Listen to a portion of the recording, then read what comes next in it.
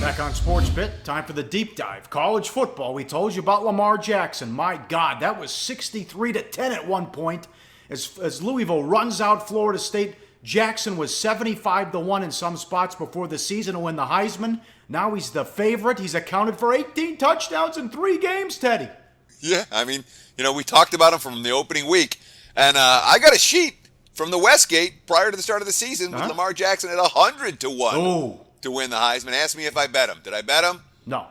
No, of course not. It's a terrible bet. Of course not. And remember, Heisman trophies don't get awarded in September. They get awarded in December. Long time to go for Lamar Jackson, but Sportsbit pat on the back. We've been on this guy, and hopefully you've been making money with us, with him. What do you think of all the money now? I mean, they're one of the top favorites. It's like 5-6-1 to win the whole thing now. That's the way it works. Anyone goes on TV, it looks really impressive. And I mean, look, Florida State's really good. And a lot of people had Florida State as the best team in the country coming into the season, or at least a handful of people did. And the way that they were destroyed in that ballgame, certainly going to give Louisville, I think, problem moving forward in the betting markets. That being said, they're capable. I wouldn't sell that team short, but beating a quality team at home. Remember, schedule-wise, it's pretty easy for them. What do they got? Clemson? Yep. And Houston. Yeah, and Houston. I think they're both on the road. So, a long way to go. We're not talking titles. We're not talking Heisman. We're not talking any of that crap in September. Certainly not week 4. We're 3 weeks into the season. Slow it down a notch. That's for the idiots on TV to babble about. We don't worry about championships. We worry about point spread winners. You got that right. Very impressive, though, no doubt. Bad beats, the Alabama-Ole Miss ending. What the hell? Ole Miss was up 21. Then they were down 18. How about that crazy finish? Yeah, I mean that was we put it in the bad beats. I didn't know where to put it. It was such an insane football game. When the dog leads by 3 touchdowns, when the double digit dog leads by 3 touchdowns, you're like, all right, they're supposed to cover. And then when they're down 18 in the fourth quarter, like, no, they're not supposed to cover.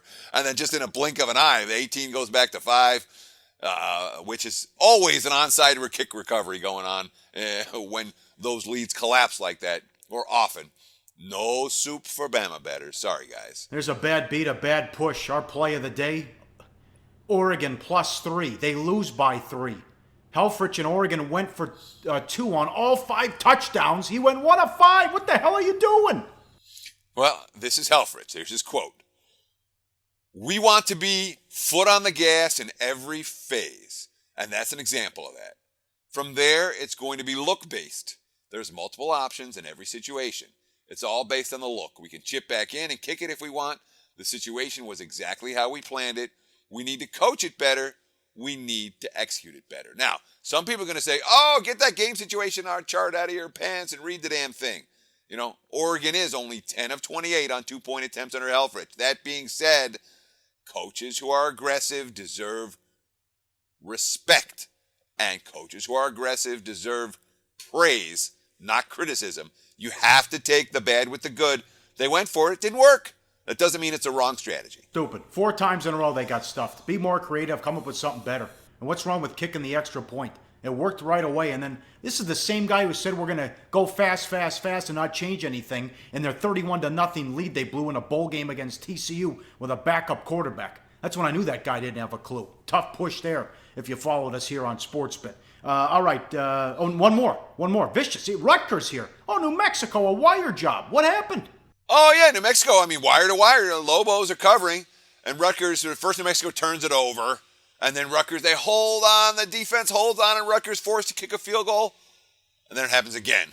So it goes from 3 to 6 to 9. Ton of Rutgers money. This was a bad result for the house. Lobos covered wire to wire. But the Scarlet Knights get the money. All right, bad bets now. East Carolina and UTEP. UTEP lost 66-14. Army 3-0, the real deal, maybe. The best Army team in the last 2 decades, at least since I've been in Vegas. Wow. So just be aware.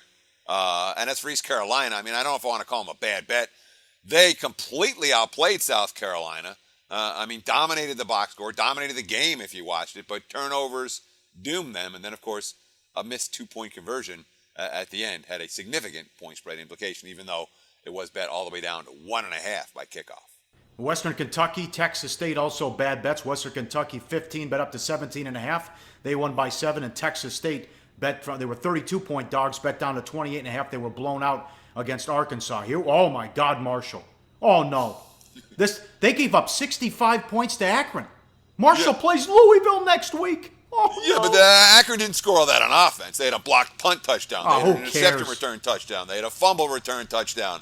But yeah, Marshall lost that game by 45 points against the spread, or 44 and a half points against the spread. I believe that's the biggest point spread loss so far this season. Here was a long delay. Lightning, Oklahoma State. They get the cover. They beat Pitt.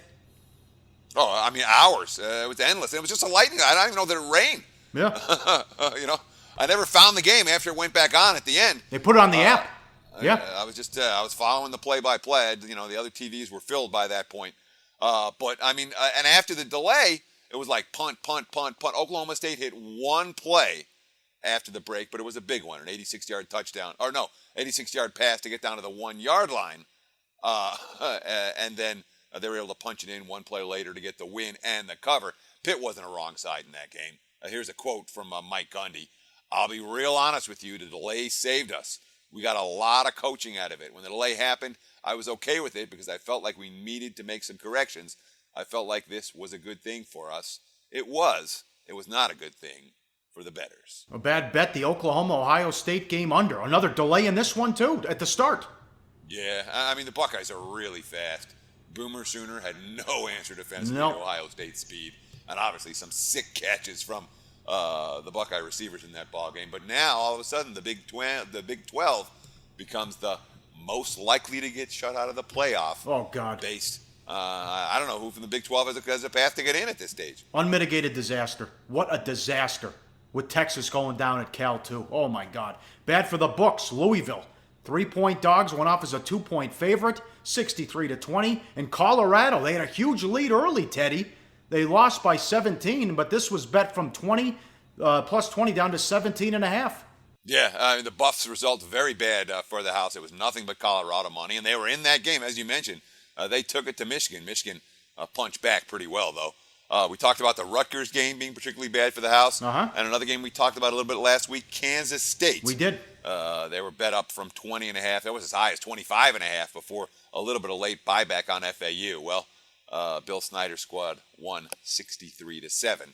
All the K-State money cash. Bad for the books continues. I couldn't believe this line. A&M was getting 4 at Auburn. They won outright 29-16. Auburn cannot move the football. And Navy Tulane under. Bet from 48 down to 42.5. It fell 35. And it was a shootout again on ESPN. Texas and Cal, 76.5. The total bet up to 80.5. Finished 93. Yeah, and 93. I mean, it could have been a lot more. You know, Cal is about as strong an over team as I've ever seen. Their defense isn't going to stop anyone, and their offense can score points all day long. So be aware that Cal totals, based on all that over money, are likely to be priced higher and higher and higher as long as they keep cashing. Just like Syracuse, another team that's been taking heavy over money and cashing those over bets. Hey guys, for the full video, go to sbrpicks.com. Research before you bet. Be sure to check out SBR Picks for the best game predictions, breakdowns, and much, much more.